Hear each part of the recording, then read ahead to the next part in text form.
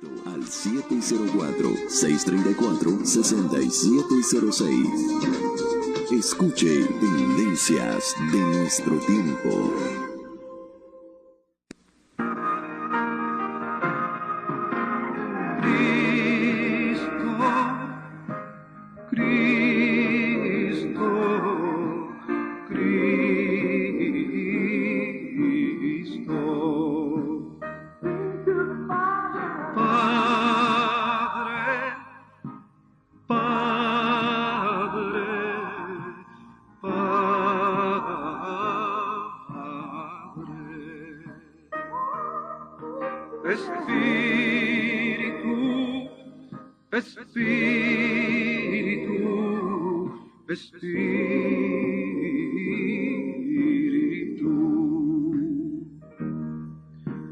Deja tu agua viva entre mi alma correr.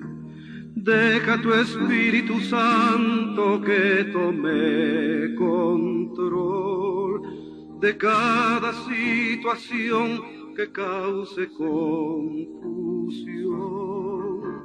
Todas mis aflicciones yo entrego a ti. Cristo, Cristo, Cristo.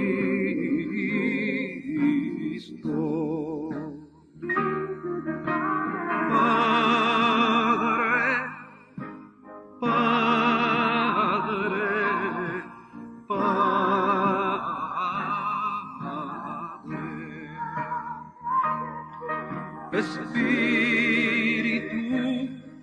Espíritu, Espíritu.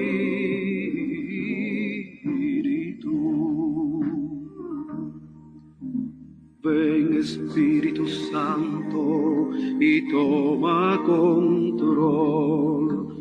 Tómame en tus brazos, borra mi temor.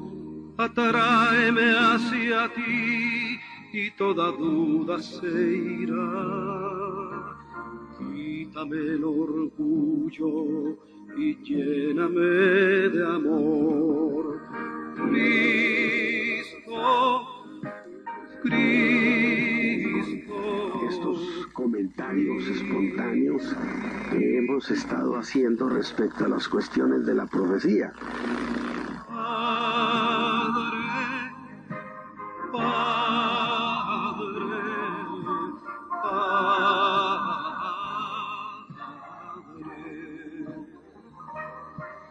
Espíritu, Espíritu, Espíritu.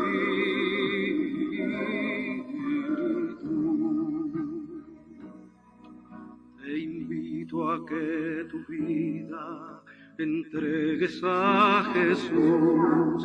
Permite que tu alma sea llena de Él.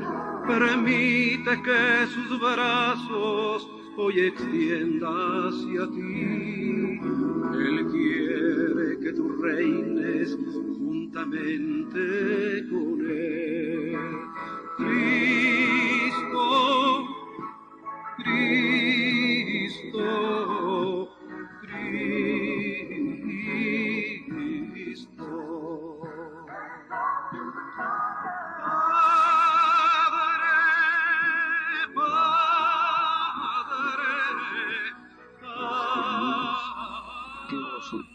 De veras, qué gozo estar de nuevo para presentar la palabra, para reflexionar sobre la gloriosa persona del Señor Jesús, sus hechos, sus promesas, este futuro que le pertenece y que muy pronto el reino de Cristo estará establecido en la tierra.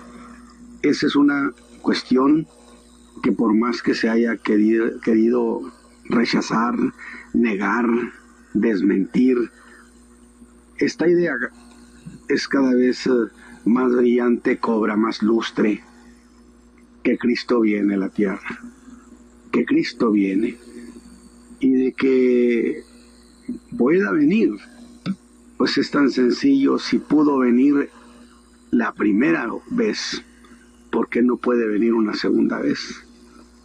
Tiene una lógica esta esperanza, estas promesas gloriosas, porque de veras nos deleitan. Y bueno, no estoy propiamente predicando mensajes, estoy haciendo comentarios espontáneos, reflexiones espontáneas de un cuerpo de ideas. Y hemos estado hablando acerca del mensajero, de Juan el Bautista, de Jesús y del mensaje que trajo.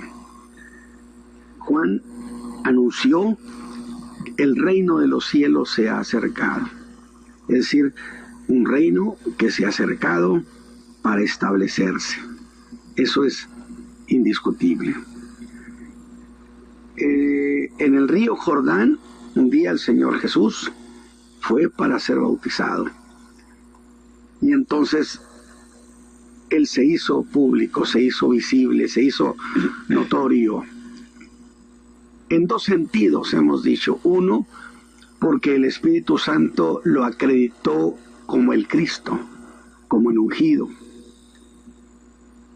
Porque yo decía en las reflexiones, no se derramó sobre Jesús la botija del aceite de la santa unción. ¿Por qué no? Pues porque el aceite simbolizaba al Espíritu Santo.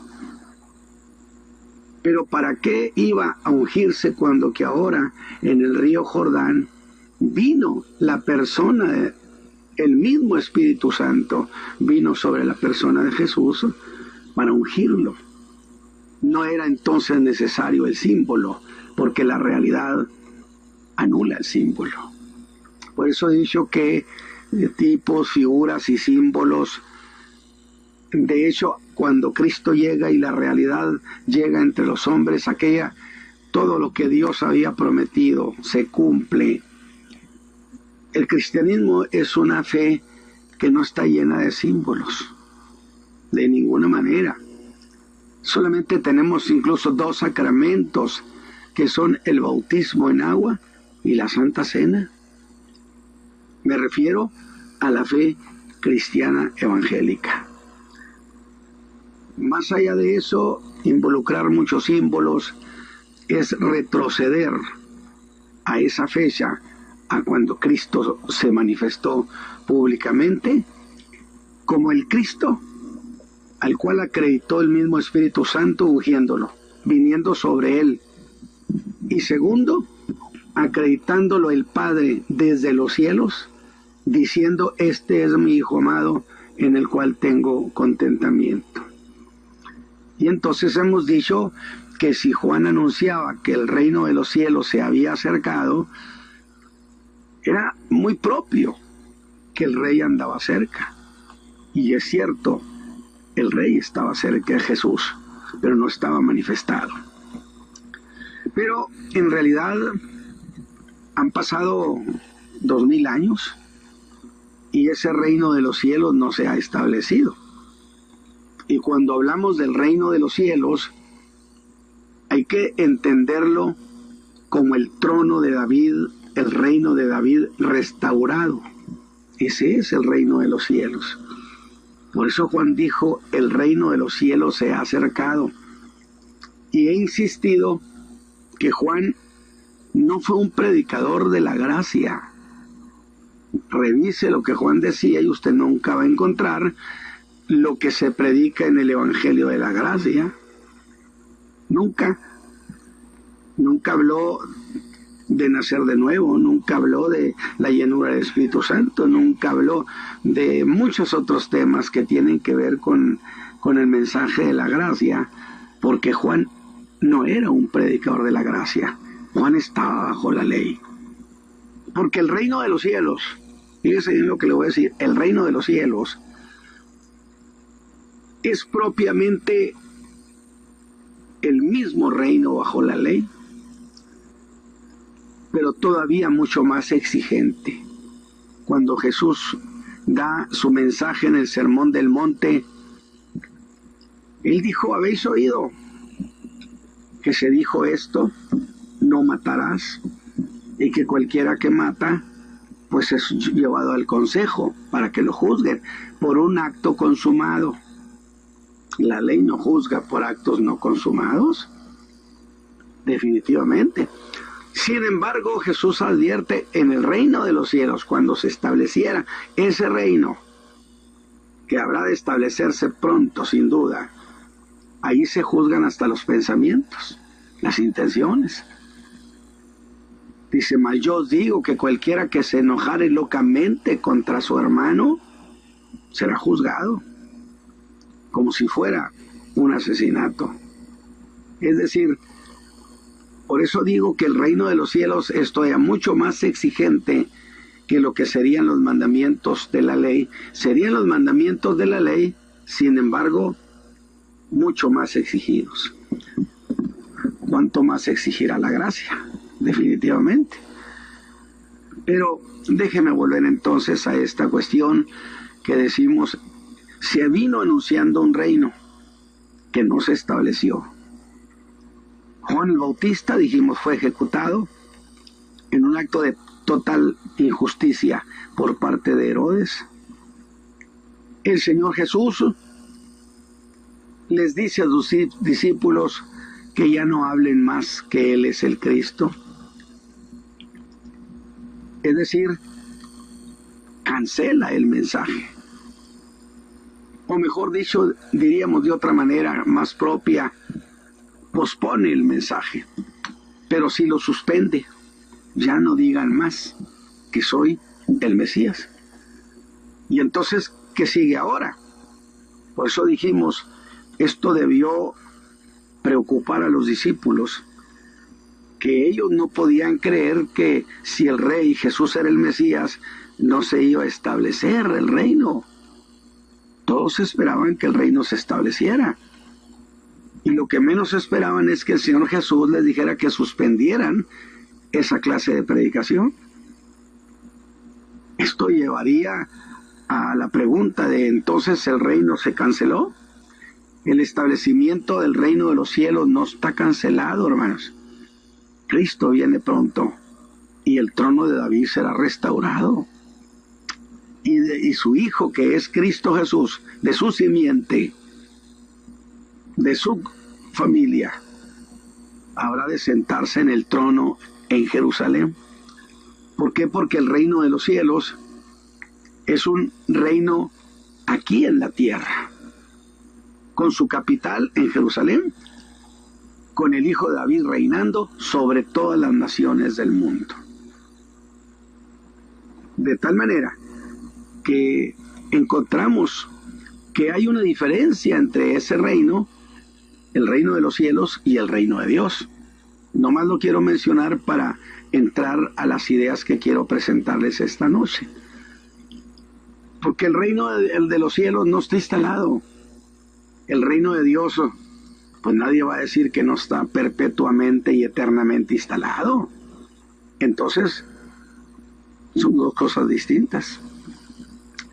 Por eso el evangelio del reino de los cielos es el que tenía que ver de que el Mesías ya se iba a sentar a reinar y que se arrepintieran para que les prepararan el camino para recibir al rey. Esa es una cuestión. Eso te contenía el mensaje del reino de los cielos.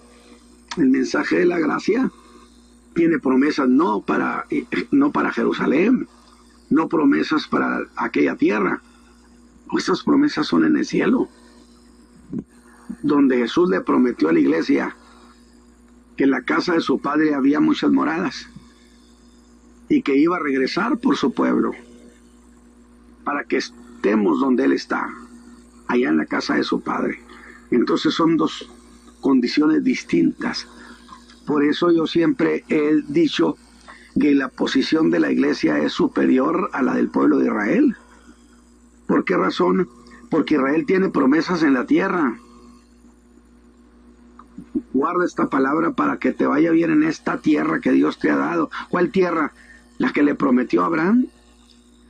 Desde el río Éufrates hasta el río del Nilo, que no es el río Nilo, sino que es un torrente que está en el desierto. De tal manera que esa es la tierra de la promesa. Ellos tienen promesas en la tierra, la iglesia tiene promesas en el cielo. Nuestra posición es superior. Cuando Cristo venga y instale su reino, el pueblo de Israel es súbdito. Sí, es cierto, bajo una condición muy particular, pero es súbdito. La iglesia es la esposa del Cordero. Entonces usted piense que hay condiciones distintas. Pero déjeme decirle esto. El apóstol Pablo, Pedro, principalmente Pedro, habló de la venida del Señor Jesús. Habló de establecer ese reino. Porque Dios no deja nunca pendiente nada. Pospuso eso para luego ir a la cruz del Calvario, para morir por los pecados. Pero no canceló. Y entonces la Escritura establece que un día muy pronto, y sin duda esto sucederá muy pronto, ¿cierto? El Señor Jesús levanta a su iglesia. Sostenemos, la iglesia no estará durante la gran tribulación, porque es el tiempo cuando el anticristo se ha instalado como el que rige en el mundo. Y yo hice una vez una pregunta: ¿acaso el anticristo podía establecer ese reino en los días en que Jesús estaba aquí en la tierra? Imposible, imposible. ¿Pero acaso el Espíritu Santo es distinto? ¿No es Dios? De tal manera que Jesús dijo que Él se iba, pero que en su lugar vendría el Espíritu Santo, que estaría en nosotros y con nosotros, es decir, estaría en la iglesia y con la iglesia. De tal manera que donde está la iglesia está el Espíritu Santo. Si la iglesia está en la tierra, el Espíritu Santo tiene que estar en la tierra. Y si la iglesia está en la tierra durante la gran tribulación, como algunos creyentes afirman, entonces, ¿dónde estará el Espíritu Santo? Necesariamente en la iglesia. Y entonces, si no pudo establecerse el anticristo en los días en que Cristo anduvo en la tierra, ¿cómo va a poderse establecer ahora estando presente el Espíritu Santo? O sea, una cuestión que tenemos que entenderla desde esa altura. Pero un día, cuando Cristo levanta la iglesia, empieza lo que siempre hemos enseñado y nuestros viejos enseñaron, y la Escritura lo autoriza, porque es enseñar porque la Escritura lo dice, que empezará a correr la última semana profética, que son 7 años, que vienen en Daniel. Corre la última semana profética a partir de que Cristo levanta la iglesia, corre tiempo, 1 año, 2, 3 años y medio, se rompe esa paz aparente que el anticristo trajo a la tierra, y entonces empiezan los 3 años y medio de gran tribulación. La iglesia no estará aquí, pero cuando termine esa gran tribulación, yo había hecho una aclaración, y creo que ahí nos habíamos más o menos quedado con los comentarios, que el Espíritu Santo es el que levantará a la iglesia. ¿Por qué? Porque el Espíritu Santo fue el que levantó a Cristo entre los muertos, es el que nos levantará a nosotros. Si el Espíritu de Dios, si el Espíritu de aquel que levantó a Jesús de los muertos mora en vosotros, vivificará también vuestros cuerpos mortales. O sea, yo creo que eso queda muy claro, que es el Espíritu Santo el que levantó a Cristo, y que es el Espíritu Santo el que nos va a levantar a nosotros de entre los muertos, si estamos muertos. Y si estamos viviendo, seremos transformados. Pero el Espíritu Santo levantará a la iglesia para entregársela al Señor Jesús en los aires. El Señor Jesús no viene a la tierra en ese momento, en los aires. Vaya usted a la Escritura en 1 Tesalonicenses 4, y ahí usted encuentra eso, para recibir al Señor en los aires, y así estaremos para siempre con el Señor. El Señor Jesús cuando viene por la iglesia, no es visto por nadie.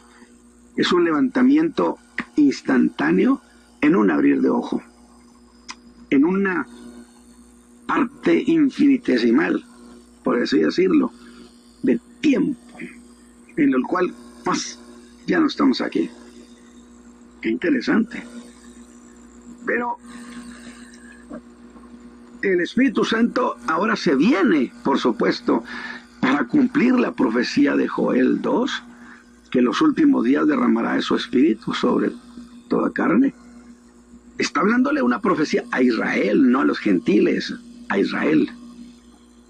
Porque Joel es un profeta que escribe para Israel. De tal manera entonces que Joel 2 es muy claro y ubica ese derramamiento del Espíritu Santo en los días de la gran tribulación, porque la referencia nos remite a Mateo 24, el sol se oscurecerá, la luna como sangre, que son cosas que habrán de suceder durante la gran tribulación, y eso yo creo que no tiene gran problema como para que se diga que se trata de otro tiempo. Pero el Espíritu Santo entonces empezará a concientizar a Israel y levantará aquellos famosos 144,000 predicadores, 12,000 de cada tribu de Israel, que motivados por el Espíritu Santo, ¿qué van a hacer? Irán por todo el mundo, justo cuando el anticristo esté en su apogeo, pero llenos por el Espíritu de Dios, irán a todo el mundo. ¿Y qué van a hacer? Predicar el Evangelio del Reino. No es el Evangelio de la Gracia. No. La predicación del Evangelio de la Gracia se ha terminado. Cristo levantó la iglesia. Ahora estos 144,000 van a tomar, por así decirlo, prestado el mensaje de Juan Bautista. Ahí donde Juan dejó la predicación. Que es muy interesante.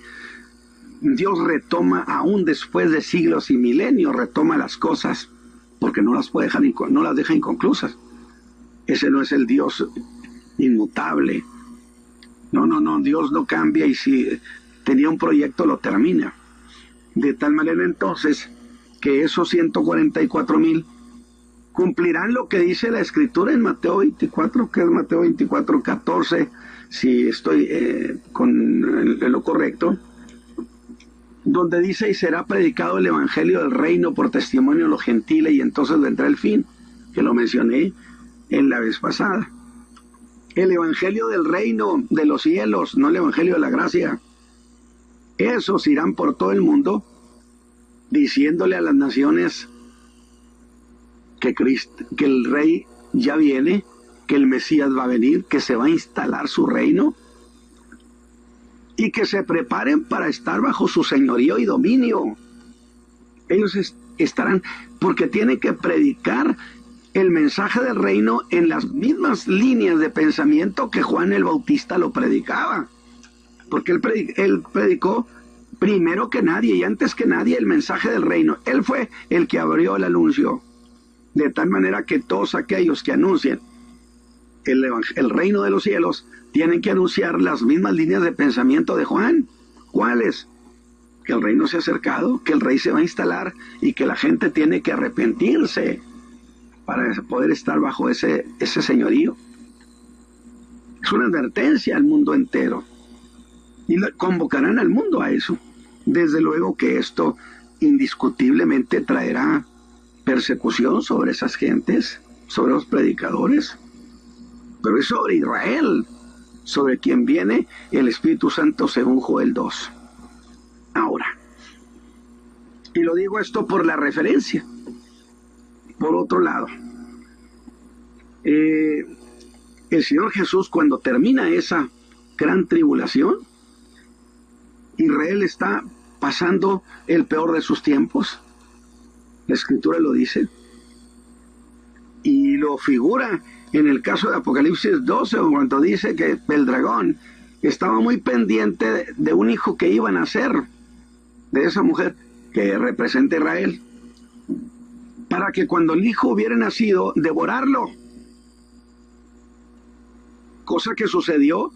Cristo nace Y Herodes, instigado por supuesto, no solamente por Satán, sino instigado por el deseo de no permitir que creciera el hijo de David, porque se anunció que era el hijo de David. Eso es el mensaje que se dio. Ha nacido en la ciudad de David un Salvador que es Cristo el Señor, y Dios le dará su trono, el trono de David su padre. Es decir, esto fue un mensaje que alarmó, puesto que dice que se sacudió, se conmovió Herodes y toda su corte con él, como se sacudieron y se conmocionaron todos los reinos de la tierra. ¿Por qué? Porque no quieren que reine el hijo de David. Sin embargo, Cristo regresa a la tierra, lo que llamamos la segunda venida. Esa sí es la segunda venida. La iglesia ya viene con él. Ya vienen las bodas de Cordero han pasado. Cuando Cristo levanta a la iglesia, mis hermanos, se da el juicio de la iglesia. Usted me dice, ¿dónde dice Apocalipsis 2, hermano? Que el diablo se fue a acusar a la iglesia día y noche. Y al final de ese tiempo, 3 años y medio, se termina todo y él es expulsado en una gran batalla que se habrá de dar entre Miguel y sus ángeles y el dragón y los suyos. De tal manera entonces que es arrojado a la tierra. Ahora, acá empieza la gran tribulación, pero cuando Israel esté bajo su momento más difícil, es entonces cuando el mundo entero ve al Señor Jesús descendiendo en poder y gloria para establecer su reino. Ahora, aquí le quiero señalar un detalle muy precioso, que ese nos lo da precisamente Zacarías 14, cuando el Señor Jesús viene. Y mire, leer Zacarías 14 para mí se me figura como si estuviera leyendo el libro de los Hechos. Dice en el capítulo 14 de Zacarías, versículo 4, y afirmaránse sus pies en aquel día sobre el monte de las Olivas, que está frente de Jerusalén a la parte de oriente, y el monte de las Olivas se partirá por medio de sí hacia el oriente y hacia el occidente, y se hará un muy grande valle. Y allí justamente, cuando usted lee esta palabra de Zacarías, y luego usted se va conmigo al libro de los Hechos, cuando el Señor Jesús es alzado, es levantado, dice, y estando con los ojos puestos en el cielo, o sea, los discípulos que estaban en el monte de las Olivas, Jesús llevó a sus hijos, a su pueblo, a sus discípulos, a sus apóstoles, al monte de las Olivas. Allí dio las últimas instrucciones y fue levantado. Y es cuando dice, y estando con los ojos puestos en el cielo, en tanto que él iba, he aquí 2 varones se pusieron junto a ellos en vestidos blancos, los cuales también les dijeron, varones galileos, ¿qué estáis mirando al cielo? ¿A quién están mirando? Estamos mirando a Jesús que se está yendo. Y entonces ellos les hacen una declaración profética. Pues este mismo Jesús, que ha sido tomado desde vosotros arriba en el cielo, vea esta última parte, así vendrá como le habéis visto ir al cielo. Así como se fue, así vendrá. ¿A dónde? Zacarías dice, aquí en el monte de las Olivas. Qué precisión de la palabra profética. Y precisamente cuando se parte el monte de las Olivas en un gran valle, la Biblia nos enseña que se dará el juicio de las naciones vivas. El juicio de las naciones vivas.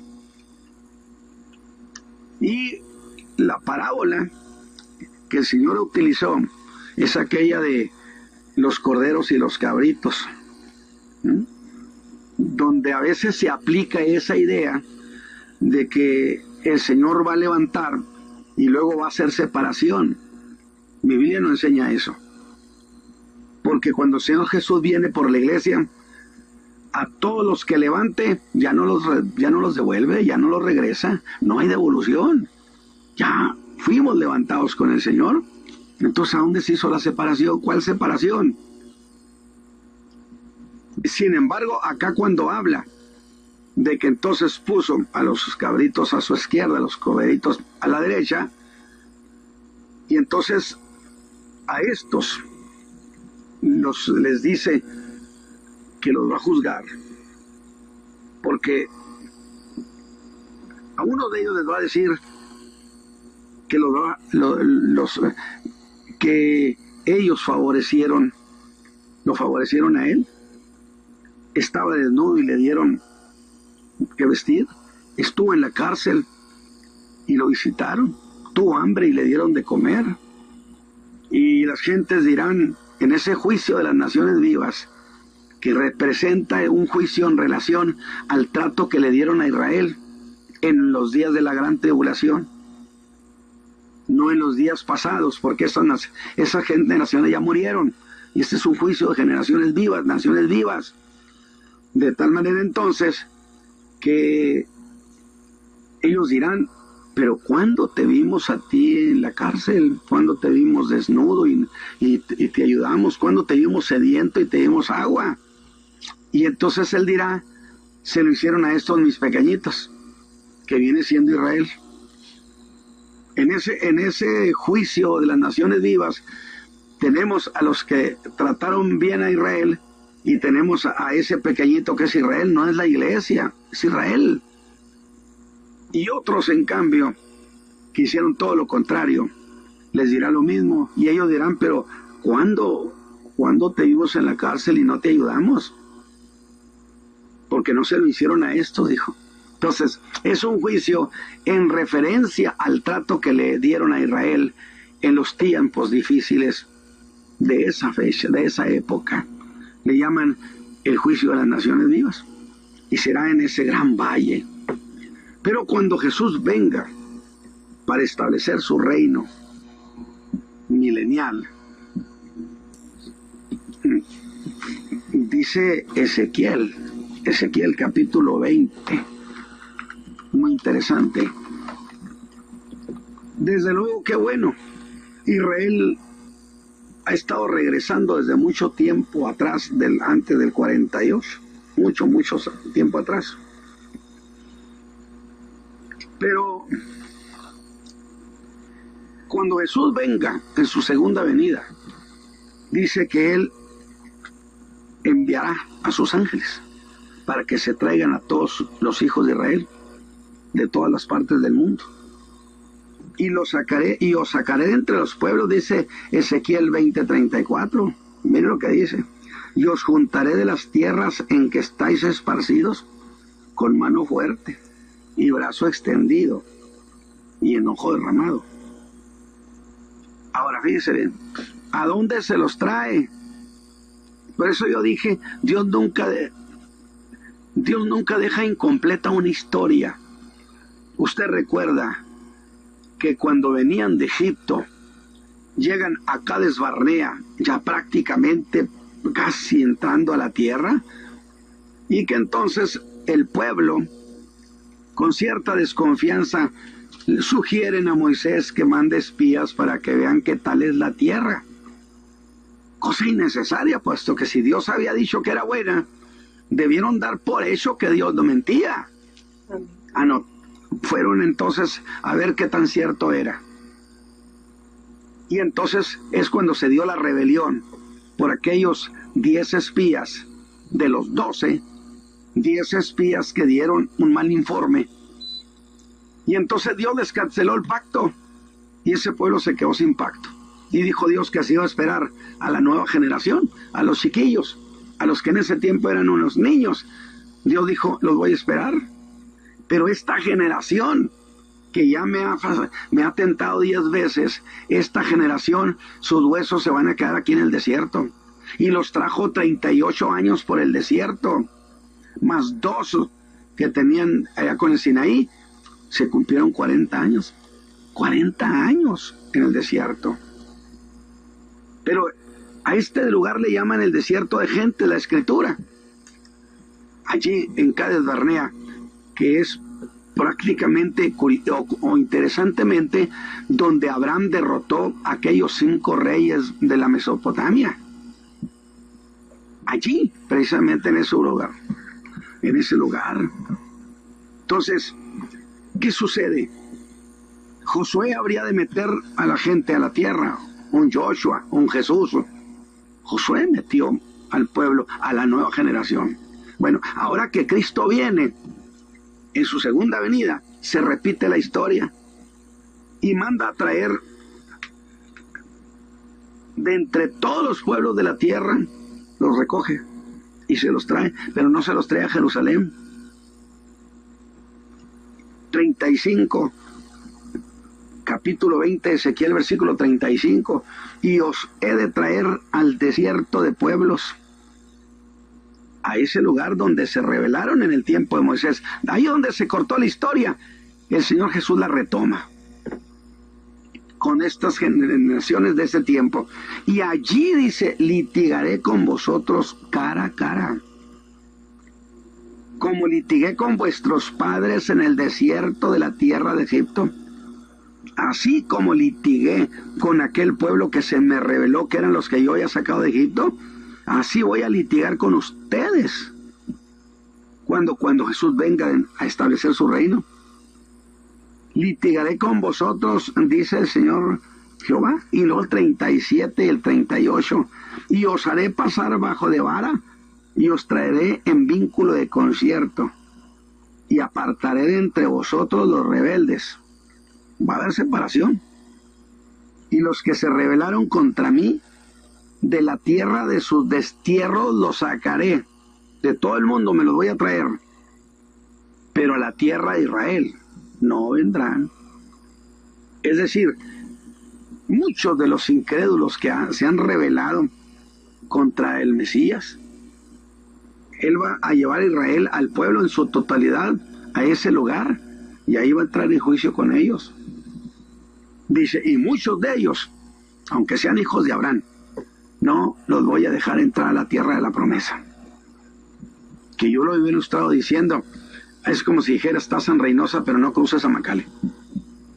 Aquí están los límites, mi territorio empieza de aquí, del río de Egipto hasta el Éufrates, no puedes cruzar, no puedes entrar. Bien dijo el Señor Jesús, habrá un gran banquete, y ahí estarán en la mesa Abraham, Isaac y Jacob, y ustedes estarán fuera, muchos de ustedes estarán fuera, cuando que habrán de venir de oriente y occidente, se sentarán en la mesa con Abraham.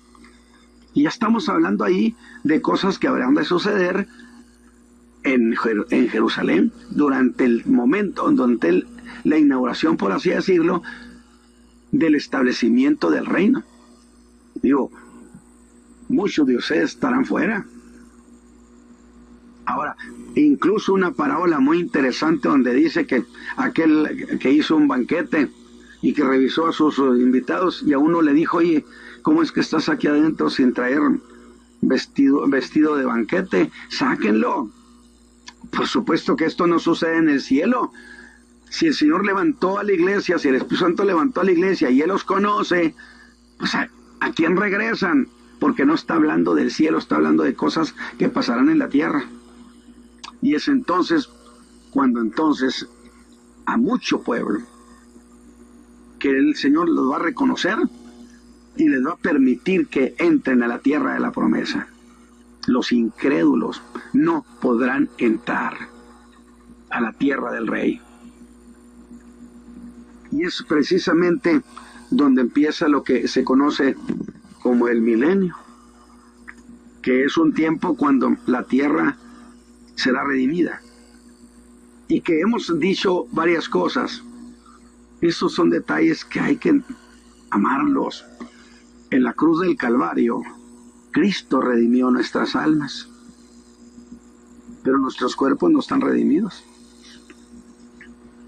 Mi alma está redimida, mi cuerpo no está redimido. Por eso equivale a decir que el alma redimida vive en casa que no está redimida. Y de ahí el conflicto que se da con la carne y el espíritu. Conflicto. ¿Por qué? Porque la carne no está redimida. Pero el que Jesús, el Señor Jesús, se haya levantado de entre los muertos, que haya resucitado, le llaman primicia de los que durmieron, ese hecho, que significa el primero de los resucitados. Y usted me va a decir, pero es que ya hubo antes de eso había otros, el hijo de la viuda de Naín, Lázaro, en el tiempo del profeta Eliseo, algo así. Bueno, pero todos ellos resucitaron y se volvieron a morir. Jesús es primogénito de los muertos, porque es el primero que resucitó para no morir jamás. Entonces Jesús es el único que ha resucitado hasta aquí para no morir jamás. Los demás están muertos, los demás están en la tumba. Pero el que él haya resucitado es garantía que los muertos sí resucitan. Porque si resucitó uno, ¿por qué no van a resucitar los demás? Eso tiene, de nuevo, decimos, la lógica de la fe. ¿Qué es lo que Jesús le dijo al liderazgo judío? Un día la gente oirán la voz del Hijo del Hombre. Los muertos oirán la voz del Hijo del Hombre. Y algunos se levantarán para condenación y otros para vida eterna. Que están separados los justos por la primera resurrección y los injustos por la segunda resurrección, que la Biblia lo establece 1000 años después. Y entonces es cuando nuestro cuerpo, en la resurrección, nuestro cuerpo es redimido. Es decir, no más consanguineidad y no más problemas con los intereses de la carne. El cuerpo ha sido redimido. De tal manera que si usted va caminando, no está muerto, pero en ese momento que Cristo viene, usted está vivo. Dijo Pablo, entonces, lo mortal nuestro es vestido de inmortalidad. Es decir, somos transformados, que es la equivalencia a morir sin funeral y resucitar de inmediato, porque es una transformación instantánea. De tal manera entonces que el cuerpo queda redimido. Y entonces tenemos ahora sí el alma redimida en un cuerpo redimido, transformado. Pero luego lo más maravilloso, otra de las cosas maravillosas de la redención, es que la tierra, a causa del pecado de Adán, fue maldecida. Y la tierra es la creación que está sufriendo. Y Pablo dice a los romanos en el capítulo 8, que la creación gime a una. Pablo la hace ver como si le diera capacidad pensante a la creación. Y esperan la manifestación de los hijos de Dios. ¿Qué es la manifestación de los hijos de Dios? Cuando Cristo venga, la iglesia vendrá con Él, los hijos de Dios vendremos con Él. Y entonces manifestarse es hacerse público. Y el mundo entero, todo ojo le verá a Jesús y también verá a su pueblo. Y cuando eso sucede, es señal que se va a establecer el reino milenial de Cristo. Y entonces la tierra gime. Que una de las ideas del griego es como el acto de ponerse hasta de puntitas para ver cuándo sucede eso.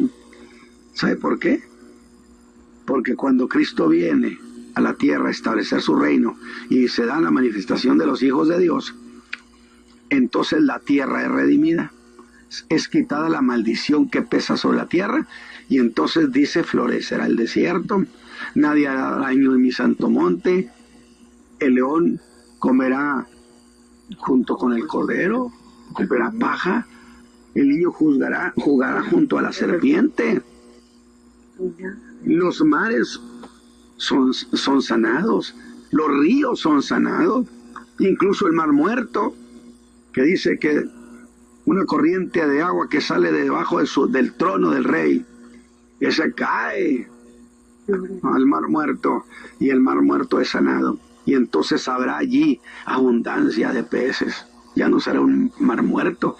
Entonces la creación gime, anhelando que Jesús venga a la tierra de nuevo, porque entonces ella será liberada de su yugo, de esa maldición. A mí me gusta mucho esa figura preciosa. Sanarán los ríos, el desierto florecerá. Y yo siempre decía, bueno, pero ¿cómo va a florecer?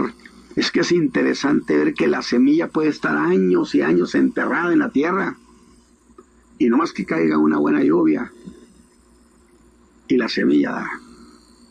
Interesante. Entonces, esas son cosas muy preciosas, y esta es la idea que Juan predicaba. El reino de los cielos se ha acercado, señores. Prepárense, el rey anda aquí. Pronto el rey vendrá, y el mundo estará bajo su gloria y su señorío. Gloria a Dios. Entonces he querido mencionar estos detalles asociados a esa proclama de Juan el Bautista. El reino de los cielos se ha acercado. Prepárense, señores. Y entonces viene una época gloriosa para la tierra. Mientras eso pasa, la Biblia dice que Satán está atado 1000 años para que no engañe a las naciones. Y claro, Satán está atado y no hay quien active el negocito de él. Es interesante. Vamos rumbo a una victoria final de Cristo, a una victoria absoluta. Y entonces, bien decía el Señor Jesús cuando les enseñó a sus discípulos a orar: venga a nosotros tu reino.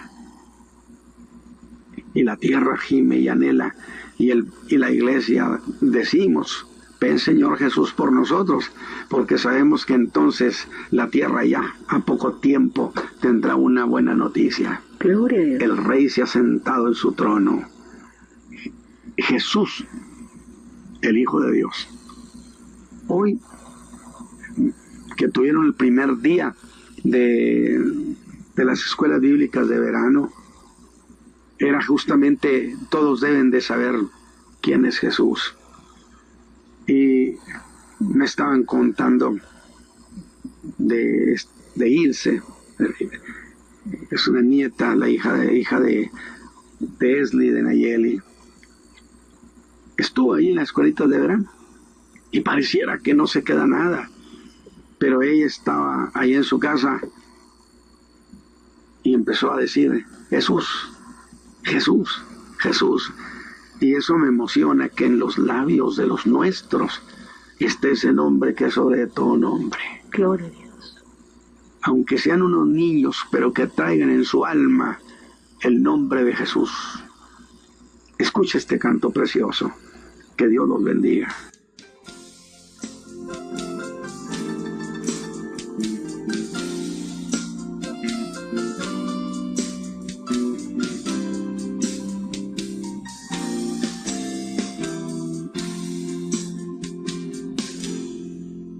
El mercado está vacío, las calles solas están, carpinteros y obreros ya no pueden trabajar, las señoras inactivas en la corte no hay sección, el trabajo suspendido porque el rey se acerca ya. Oh, el rey ya viene, el rey ya viene, ya oí son de trompeta y ahora veo su gloriosa paz. Oh, el rey ya viene, el rey ya viene, gloria a Dios, Él viene por mí. Los trenes están vacíos mientras corren sin control obra, porque ya no hay razón. Los aviones pierden curso, pues pilotos ya no hay, porque el rey de las edades por su pueblo viene ya. Oh, el rey ya viene, el rey ya viene, y hoy son de trompeta, y ahora veo su gloriosa faz. Oh, el rey ya viene, el rey ya viene, gloria a Dios, él viene por mí. Tendencias de nuestro tiempo. Programa que es traído a usted en este mismo horario todos los lunes, miércoles y viernes por el pastor Natividad Ramos Ramos. Puede escribirnos a radioadoración@hotmail.com o envíenos un texto al 704-634-6706. Escuche Tendencias de nuestro tiempo.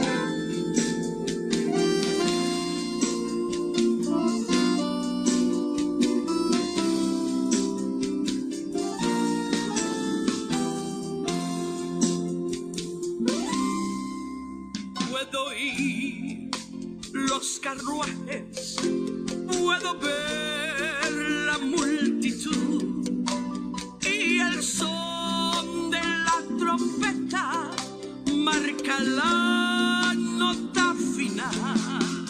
Robarreales se revelan, el cielo descubierto está y el coro de millares comienzan a cantar. Oh, el rey ya viene, el rey ya viene, y hoy son de trompeta, y ahora veo su gloriosa faz. Oh, el rey ya viene, el rey